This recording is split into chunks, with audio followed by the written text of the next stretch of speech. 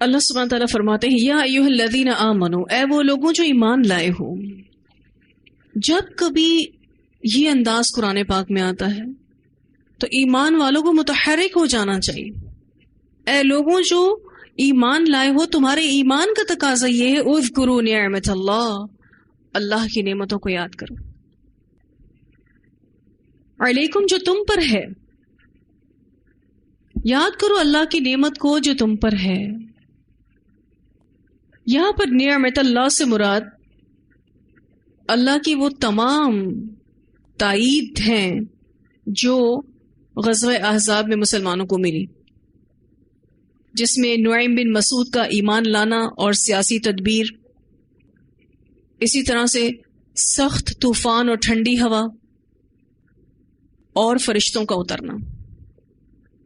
اذ جاءتکم، جب آئے تمہارے پاس، جنود لشکر، جب تمہارے پاس بہت سارے لشکر آئے تھے، جس میں ہم نے پڑھا قریش کا لشکر تھا، بنو غطفان، اسی طرح سے بنو سلیم، بنو نذیر، جتنے بھی احزاب آئے تھے. فَأَرْسَلْنَا عَلَيْهِمْ رِيحًا، تو بھیجی ہم نے ان پر ایک آندھی، عذاب والی ہوا مراد ہے، اور یہ مسلمانوں کے لیے غیبی مدد تھی. تو ان لشکروں پر اللہ تعالیٰ نے ہوا بھیجی.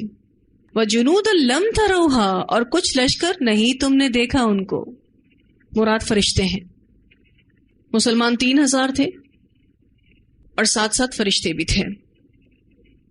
اللہ تعالیٰ فرماتے وَكَانَ اللَّهُ بِمَا تَعْمَلُونَ بَصِيرًا، اور ہے اللہ تعالیٰ ساتھ اس کے جو تم عمل کرتے دیکھنے والا. جو خندق کھودنے کا عمل تم کر رہے ہو وہ اللہ کی نگاہ میں ہے. اور صحابہ کرام کا یہ عمل کوئی چھوٹا عمل نہیں تھا. پیٹ پر پتھر باندھ کر کام کر رہے تھے، بھوکے پیٹ کے ساتھ کام کر رہے تھے.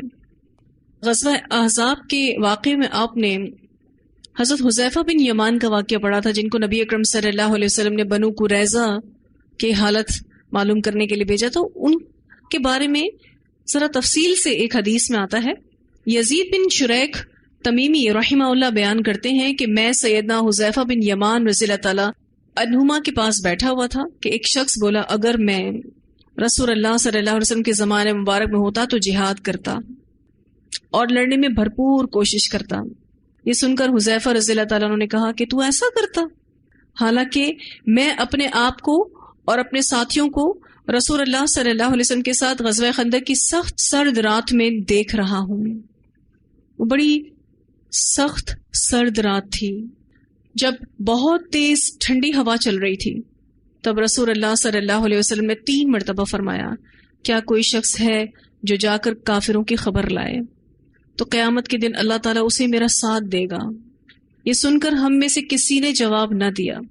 آپ صلی اللہ علیہ وسلم نے 3 بار یہی فرمایا، لیکن ہم میں سے کسی نے کوئی جواب نہ دیا.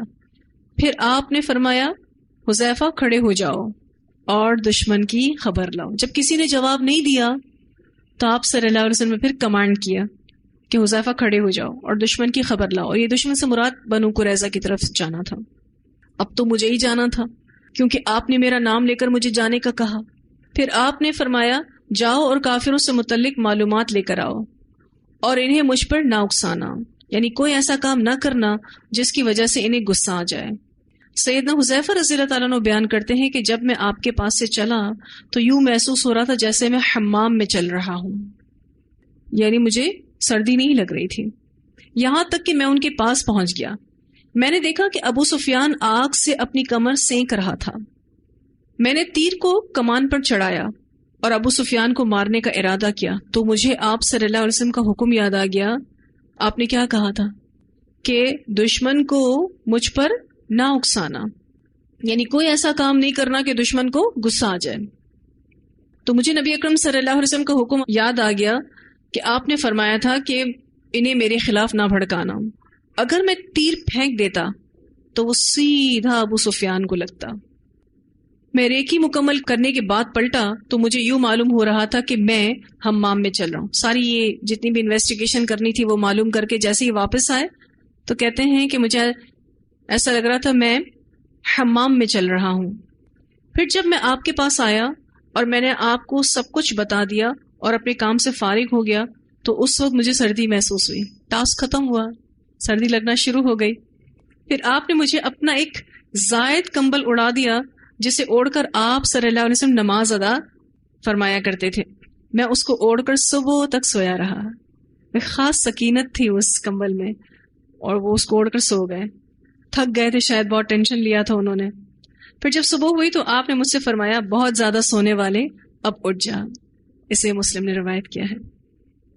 تو بعد میں آنے والے لوگ یہ کہتے ہیں کہ ہم بھی اس جنگ میں ہوتے تو ہم تو یہ کر کے دکھاتے اور وہ کر کے دکھاتے. تو کہا تو ایسا کرتا؟ جب نبی اکرم صلی اللہ علیہ وسلم پوچھ رہے تھے تو اکابر صحابہ بھی چپ بیٹھے تھے, کوئی بھی جانے کے لیے تیار نہیں تھا. پھر آپ صلی اللہ علیہ وسلم نے میرا ہی نام لیا تو ظاہر اب تو جانا ہی تھا. تو سمجھانے کا مقصد یہ تھا ان کا کہ وہ بہت مشکل دن تھے, اس میں کسی کی بھی ہمت نہیں بن رہی تھی. اور تو کہتا ہے کہ میں ہوتا تو جہاد کرتا اور لڑنے میں بھرپور کوشش کرتا. اچھے اچھے ایمان والے صحابہ کرام بھی جواب نہیں دے رہے تھے. اللہ تعالیٰ کہتے ہیں وَكَانَ اللَّهُ بِمَا تَعْمَلُونَ بَصِيرًا, اللہ تو تمہارے ہر عمل سے جو تم کرتے ہو دیکھنے والا ہے. اذ جاؤکم, جب وہ آئے تمہارے پاس, من فوقکم, تمہارے اوپر سے, ومن اسفل منکم, اور تمہارے نیچے کی طرف سے. من فوقکم سے مراد مشرقی حصہ, اور ومن اسفل منکم سے مراد مغربی حصہ ہے. یعنی مشرق اور مغرب دونوں طرف سے یہ ٹارگٹ تھے مسلمان. اور یہ بات ہم پڑھ چکے ہیں کہ مسلمان 3000 تھے اور احزاب کے لشکر کی تعداد 10,000 تھی. وَإِذْ, اور جب زَاغَتِ الْأَبْصَارُ, کج ہو گئی نگاہیں, وَبَلَغَتِ الْقُلُوبُ, اور پہنچ گئے دل, الْحَنَاجِرَ, حلق کو. جب مسلمانوں پر خوف کی حالت تھی تو ان کی نگاہیں جھک گئیں اور وہ سکتے میں آ گئے تھے اور ان کے دل حلق کو آ گئے تھے.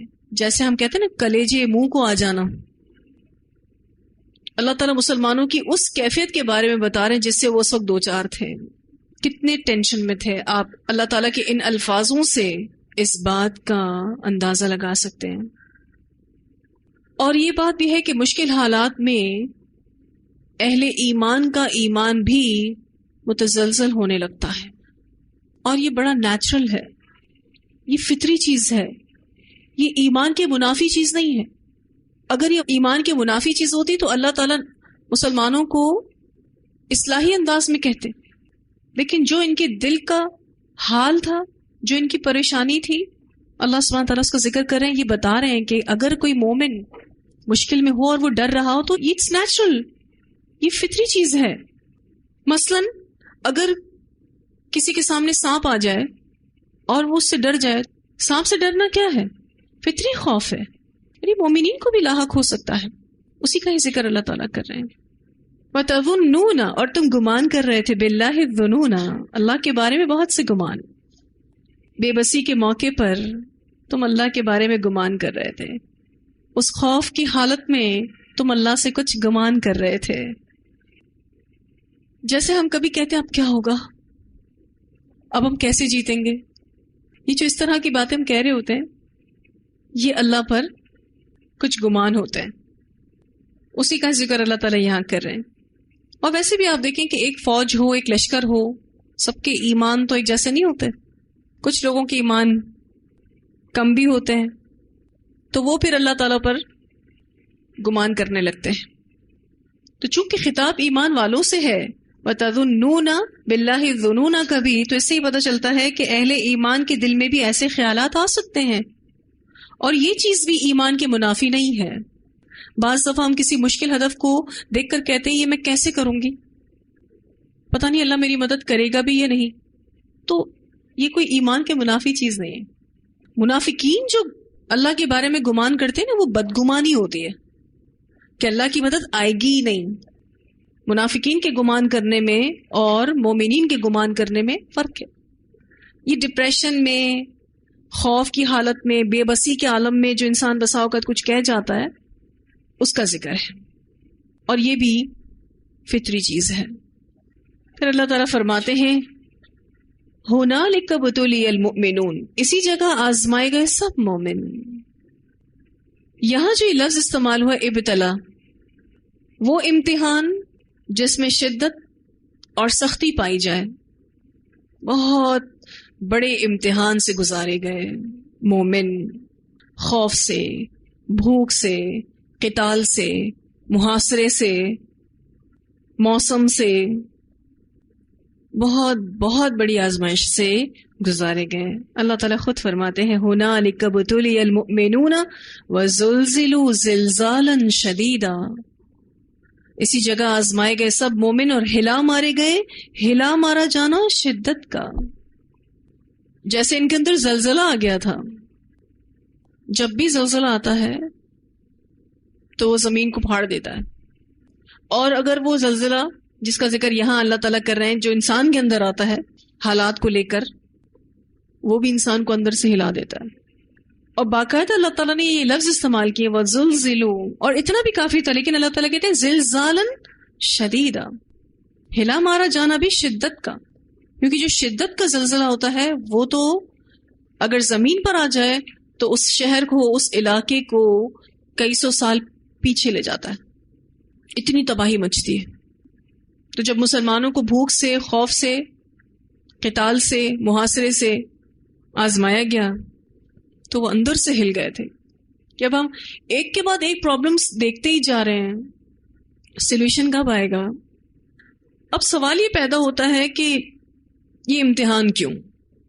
اور اس بارے میں ہم غور و فکر اس سے پہلے بھی کر چکے کہ امتحان نہ ہو تو کیسے پتا چلے گا کہ کون کھرا ہے اور کون کھوٹا ہے؟ کیسے پتا چلے گا؟ اور یہ اللہ کا طریقہ ہے کہ اللہ امتحان کے بغیر درجہ نہیں دیتا. دنیاوی اصول بھی یہی ہے، امتحان کے بغیر درجات نہیں ملتے. تو امتحان سے پتا چلتا ہے کس کو آتا ہے کس کو نہیں آتا. عام حالات میں نہیں پتا چلتا. عام حالات میں یہ بھی پتا نہیں چلتا کون صبر کرے گا، کون اخلاق والا ہے، کون ساتھ دینے والا ہے، پتہ ہی نہیں چلتا. اللہ تعالیٰ نے ان کو آزمایا، اور مومنین پر جو آزمائش آتی ہے وہ ان کو مزید نکھارنے کے لیے بھی آتی ہے. جہاں وہ ان کے درجات کو بلند کرتی ہے وہاں وہ ان کو نکھارنے کا سبب بھی بنتی ہے، اور یہ اللہ کے قرب کا ذریعہ بھی بنتی ہے. مثلا کبھی آپ بیمار ہو جاتے ہیں تو یہ آپ کی قلبی طہارت کا سبب بن جاتی ہے. آپ رو جاتے ہیں، اس میں اللہ سے دعا کر جاتے ہیں، ڈر سے جاتے ہیں، تو وہ بیماری کیا بن گئی؟ قلبی طہارت کا سبب بن گئی. شدت سے اپنے گناہ یاد آتے ہیں، انسان اللہ سے معافی مانگتا ہے، اپنی آخرت کو یاد کرتا ہے. اب یہ امتحان تھا بیماری کی شکل میں، تو اللہ سبحانہ تعالیٰ نے اس میں بھی آپ کو پیوریفائی کیا. پھر جیسے ہی آپ اس میں سٹیبل رہے، جمے رہے، تو اللہ تعالیٰ آپ کے درجات بھی بلند کرے گا. کیونکہ پرابلم تو ویسے بھی جانے کے لیے آئی تھی، وہ تو ویسے بھی ہمیشہ کے لیے نہیں آئی. اس میں پھر ٹکاؤ اگر ہو جائے تو پھر انسان کے درجات بلند ہوتے ہیں اور اللہ کا قرب بھی نصیب ہوتا ہے.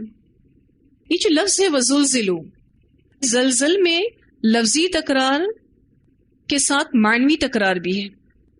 یعنی ایک بار پھسلے، پھر سنبھلے، پھر پھسلے، پھر سنبھلے.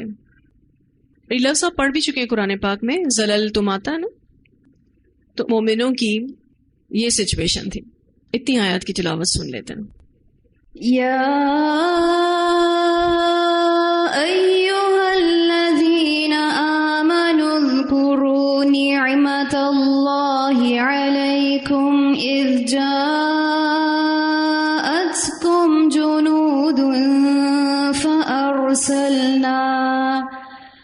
فأرسلنا علیہم ریحا وجنودا لم تروها وكان الله بما تعملون بصيرا. إذ جاءوكم من فوقكم ومن أسفل منكم وإذ زاغت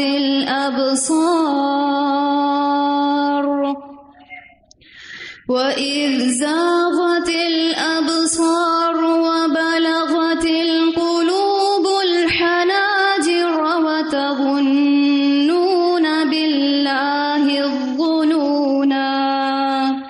هنالك